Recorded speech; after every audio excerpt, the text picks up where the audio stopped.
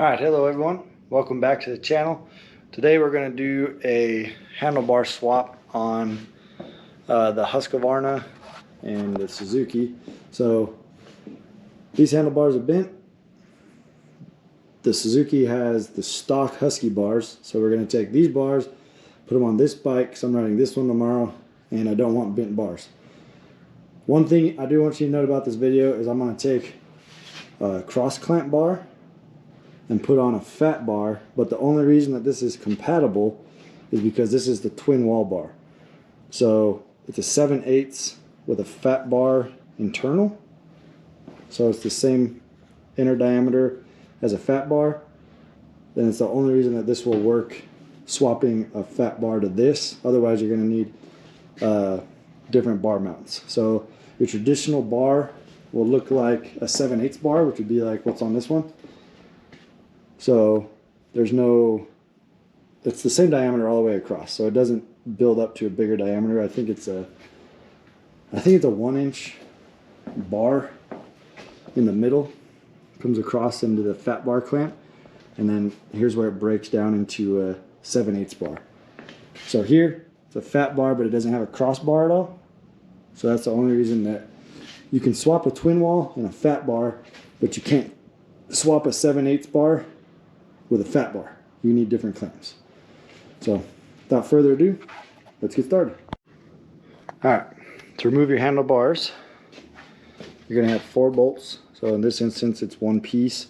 Some other bars like the 7/8 clamps, it's not going to have this bridge here. It's just going to be this clamp and this clamp as its own entity. So you won't have this crossbar, but either way, you're going to have to remove this one, this one, this one, and this one. And the bar will come off, and we're going to have to take off the ODI grips, which are lock-on grips. So there's, down here there's a little Allen key you need to remove.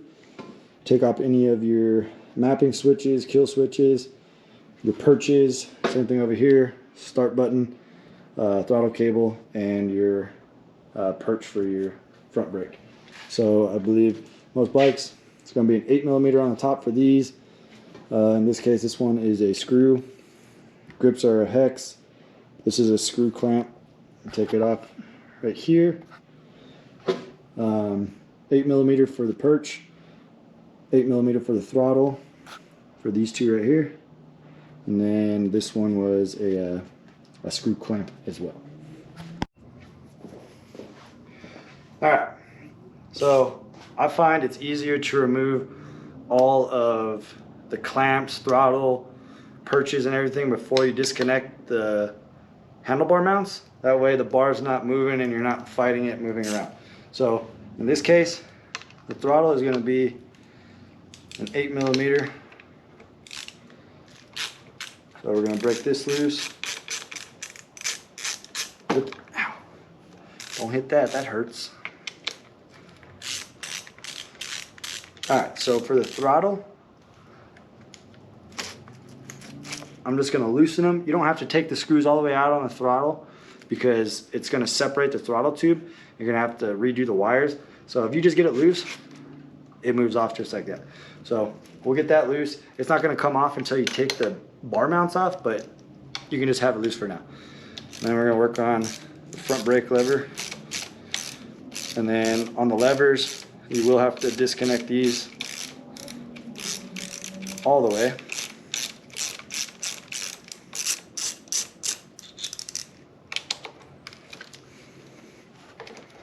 Hold on to it when you get to the last one. You don't want to drop your lever. It's not like it's going to hit the floor, but you also don't want to get a kink in your brake line.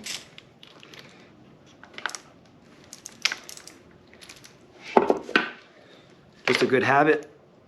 Take the part you just took off, reinstall it back onto the part it belongs to, and put the bolts in. This way you don't lose any of your bolts. Okay, other side.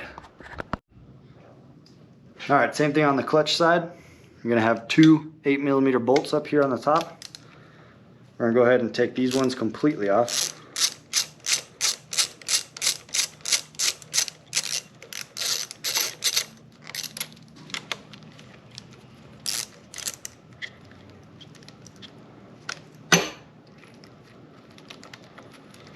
Make sure you hold on to it when you're taking that last one out, because you don't want to drop your perch.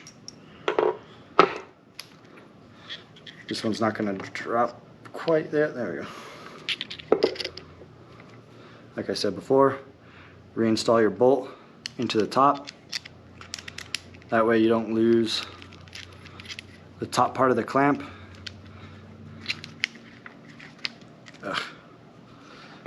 And you don't lose your screws. So set those down there. Alright, I lied to you. The map switch is a T20 star bit, Torx bit, whatever you want to call it. 3/8 drive is a little excessive for this, but it's the only thing I have that fits this socket, so we're gonna roll with it. Alright, got that screw off. Nice and loose. And this bottom one is in fact a screwdriver. Alright, and the kill switch is a Phillips head. So we're gonna loosen this little clamp right here.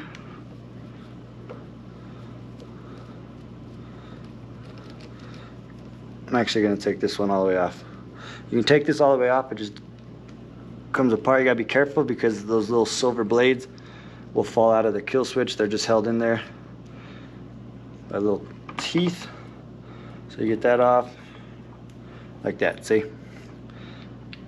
So you hook it back in there and then put the screw back in so you don't lose the screw. You are gonna have to smoke this down all the way so that they don't fall out.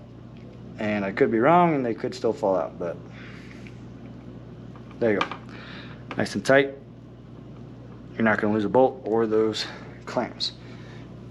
Now, done with that, we're gonna leave this on because I don't want to pry that. So we'll take it off when we take the grips off, but it's nice and loose. Now we're gonna do the bar mounts.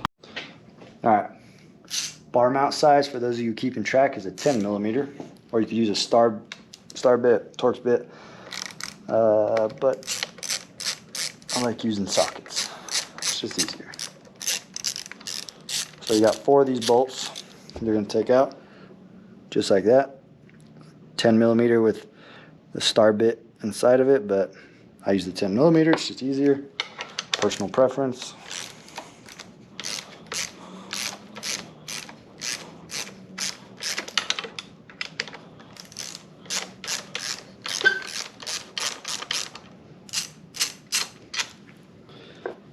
Go. Now I can rotate my bars and get these back ones. Set these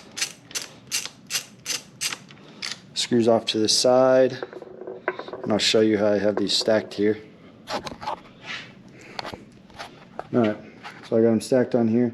So this would be right forward, left rear, left front, in accordance with this. So left rear, left front, right forward. Take this one off and then this clamp will come off and you can take your bars off. Alright, one more left.